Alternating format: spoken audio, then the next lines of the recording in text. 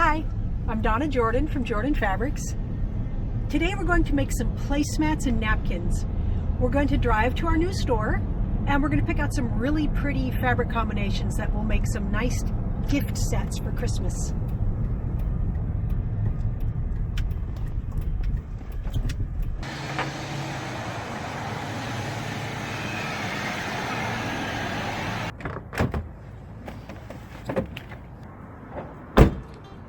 This is our new store here. It's not quite open yet, but we've moved all the fabrics down, so we're going to pick the fabrics from here.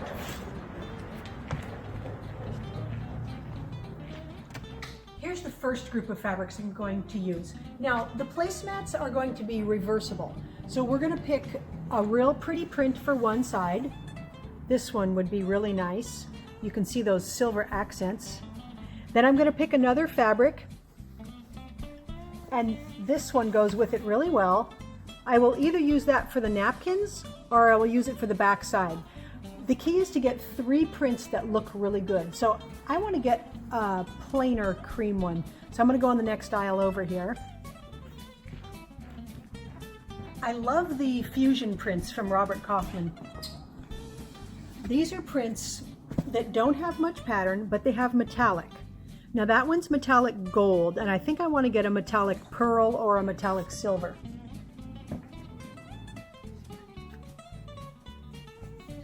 That looks real pretty with it. This one also looks real pretty. So we'll use one of those. The next group I want to pick from is this kitchen group. This is a really nice whimsical set of prints. So we've got plates, we've got little teeny coffee cups there. There's a nice coordinate. And I think I want to use the hot pads. That's a really cute print. I really like this fabric with it. And then we'll pick, oh, here's a really fun one. Spoons and forks. So that would make a really nice set. I'll probably do front, back, and napkin for this one. Now I get to pick the most fun fabrics. Those would be the K facet prints. We've got a lot of them here, and this will make a very happy placemat. This is one of my favorite prints called Big Blooms. That would be fun, and I really like that with it. Colors look really good together. And then for a napkin, I'm either going to pick a solid grunge, or I'm going to do, that one would look really good. You can see with all the K facet prints we have here, you could really go wild. You could pick a brighter one for the napkin if you want, but I think we'll do this. So let's take these back to the workshop, get them ironed up, and start sewing.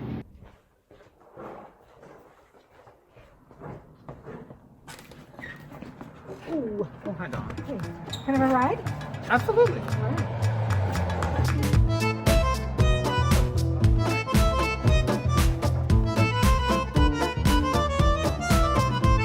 The new shop and the workroom are in the same parking lot, but they're in separate buildings, so we have a little bit of walk to go between the two places.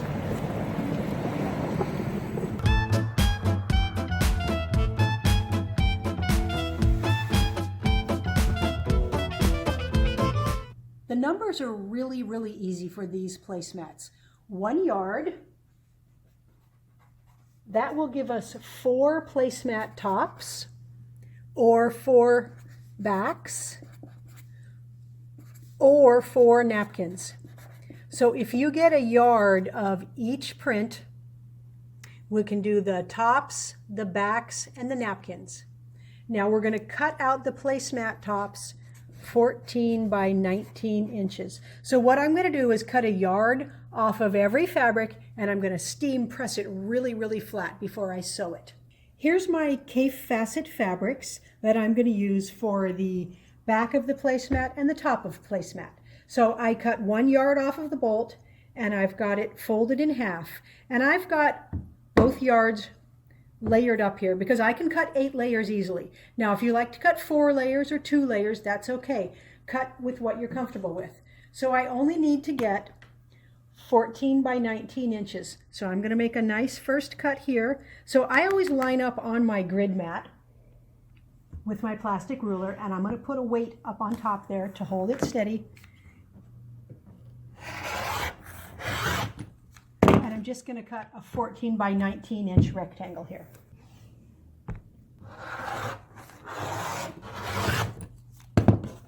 The only other item we need is some batting. So I've just cut this up from my scraps, and it's cut exactly 14 by 19. So I'm using the Hobbs 80/20. That's the same batting I use in my quilts.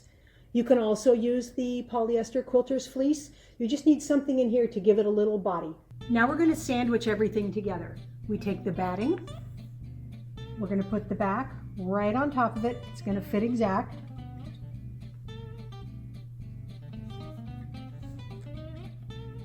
Then we're going to put the top right on top of that.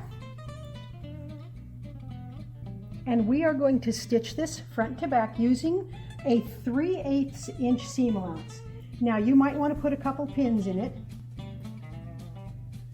Just a couple pins around the edge, just to hold everything in place while you stitch it. So we're going to use a 3/8 inch seam, and we're going to leave an opening in it. So we're going to leave an opening on this side because this side is the easiest to stitch up when we're done. You want to back tack at the beginning there so that your stitches don't come undone, and just pivot at the corners and sew all the way around, and then we'll stop right about here.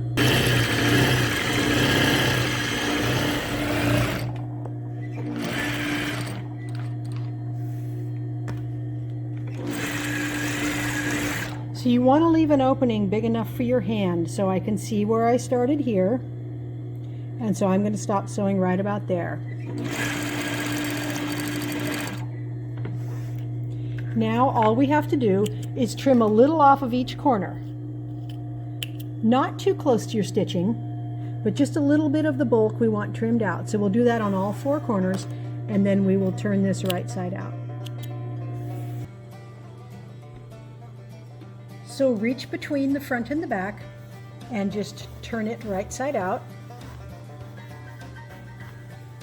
Then you want to put one hand back inside and poke out the corner. So I'm just using my fingernail there, and I'm just going to press it flat. So do that in all 4 corners. All right, now we've got the corners pretty well poked out. So I am going to place this side up, and I'm going to move it back so we've got a little bit of fabric showing here, and I'm going to use my fingernail and just finger press. What I'm doing is finger pressing the seam open, and then when I push it back this way, that seam is going to be right in the middle. So I'm going to use that method on every side. Let me show you again. Just move it up just a little bit, and all the seams want to go that way because the batting is against this back here, and it wants to push that way, so it's real easy to get it flat. So if you iron it open, which is what I'm doing with my fingernail, and then put it in place and just use your palms to press it flat, it will stay really, really flat there. So you can't go all the way into the corners, but pretty close. Now you can flip it over, and now none of the back is showing from the front, and none of the front is showing from the back. And that's real important. If you're using drastically different colored fabrics, you wouldn't want any of this side creeping over. So now we're going to take it back to the sewing machine, and we are going to stitch that opening shut. There's a number of methods for stitching this opening closed.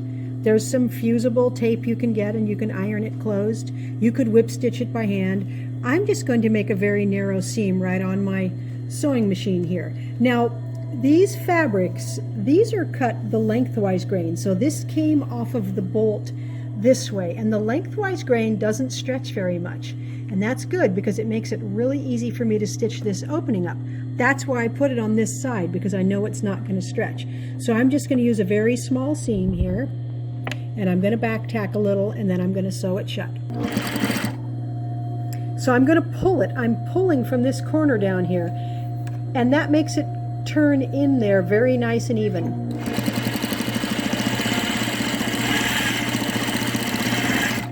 So that's all I'm going to do for the opening, and it's going to be very, very unobtrusive. Now I am going to do one row of stitching a 1/2 inch in from the edge. So I have a 1/2 inch mark on my machine here. If you don't, you can put a piece of tape. And you don't really even need to pin this at all. It's real easy. Pivot when you get to the corner. And just sew nice and smooth all the way along the edge. Here's the last side. I'm just going to be careful to drive right over where our previous stitching was and give it a little back tap. Now I'm going to trim these threads off, and then I'm going to stitch one more time, and I'm going to stitch 1.5 inches in from the edge. Now I've marked my machine, so you can see a line here and a line here. Now I used a Sharpie to mark it with, and then I covered it up with some clear tape. The tape will come right off, the Sharpie will come off if you like, and you can always use a product called Goo Gone if this leaves any sort of residue. But I use tape on my machine quite a bit. So I'm going to move this over so that it's right along that pen mark. And I'm going to stitch like this. And I made the pen mark go farther than I need, so I know when I'm coming near the stopping point. And you can always turn your flywheel by hand. Then we're going to pivot right there. And I'm not going to need pins. You can pin it if you like, but it's really, really easy.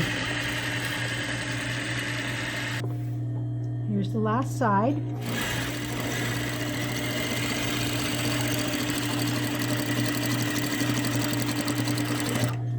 All right, now we're going to mark a few more lines on this. You can go wild with your quilting if you want. If you have a machine that you can drop the feed dog and do free motion quilting, you could quilt all over here. I'm simply going to draw some lines like this so that everything will stay put when we put this in the washing machine. Now the area that I have in here, it's 15 inches wide. So I'm going to put a line every 3 inches. So I'm going to start over here. I've got this lined up on my mat. I've got this line right on one of the lines, and that makes it real easy for me to do a straight line here.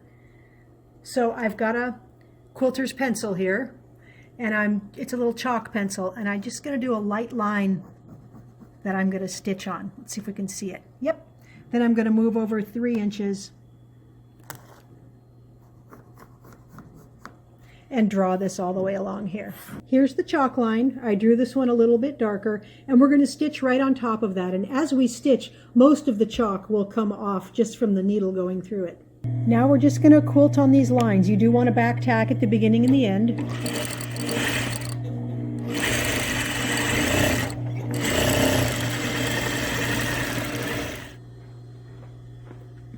It's nice and flat, but we do want to steam press it a little bit more.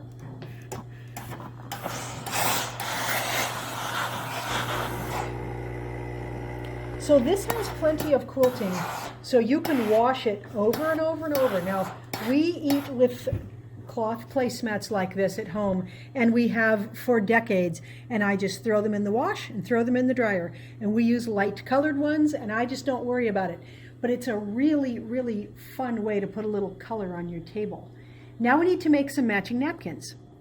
For napkins, I like to cut them 18 inches square.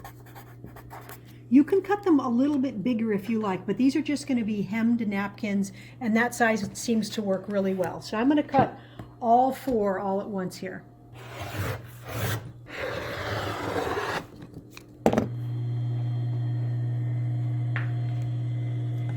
We're going to do a rolled hem on the edge of this napkin. So I like to start on the grain that does not stretch. So that's this side here. Again, the lengthwise grain doesn't stretch much.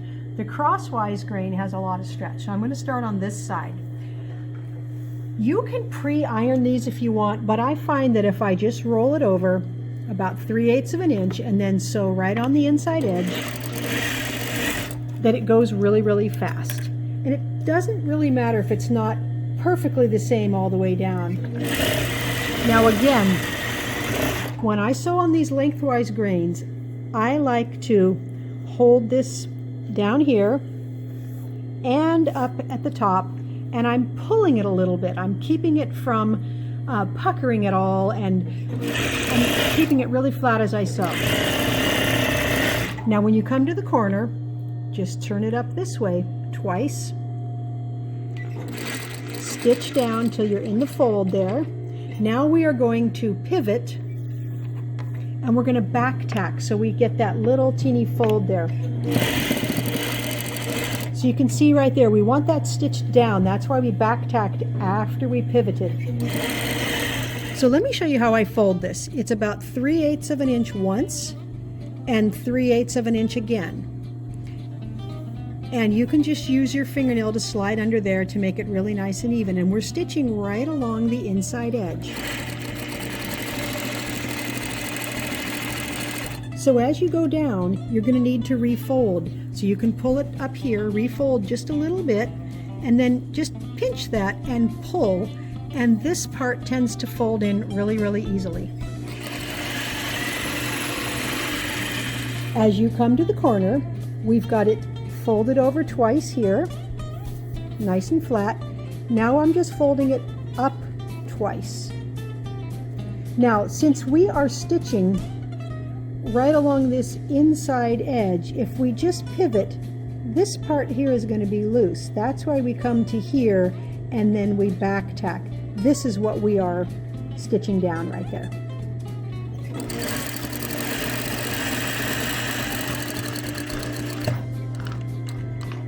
So I'm going to pivot. Now I'm going to go backwards. And that makes that corner nice and flat. Now I'm just going to iron that hem down really flat.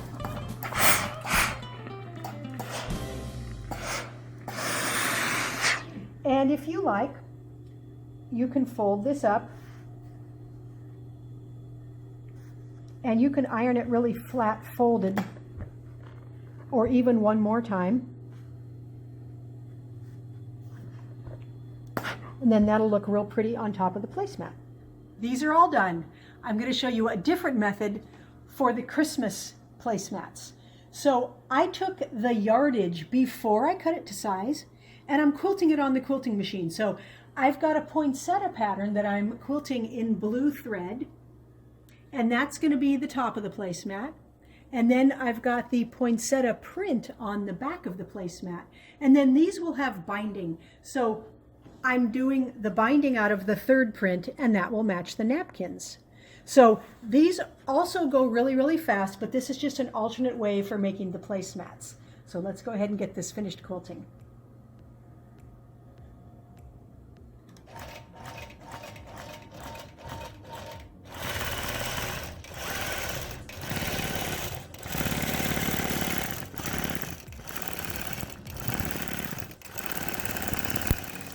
We've got our fun placemats all finished. So they are reversible. So we've got blue on one side, and then we've got the brown print on the other side. So on your table, you can do some face up, some face down. You can mix and match.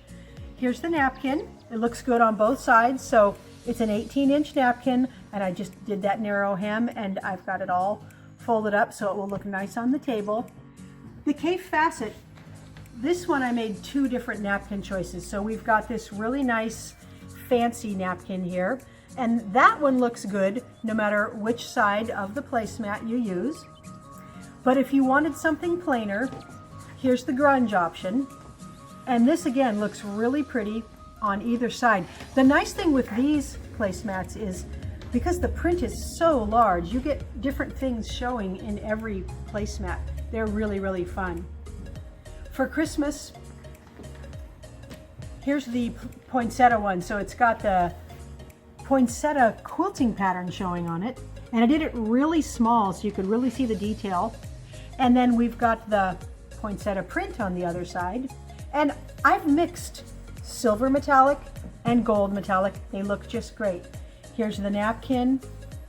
These look really, really elegant. They're really, really easy to make no matter which method you use. And remember, you can get 4 napkins out of a yard. You can get 4 placemat tops out of a yard and 4 placemat backs out of a yard. So it's a real efficient use of the fabric, and it's a really fun way to give someone a personalized gift. So if someone you know loves football, you can make football placemats. Or if you have a little princess granddaughter, you can make princess placemats. They're really, really fun and really quick. So try out the placemats and have a Merry Christmas.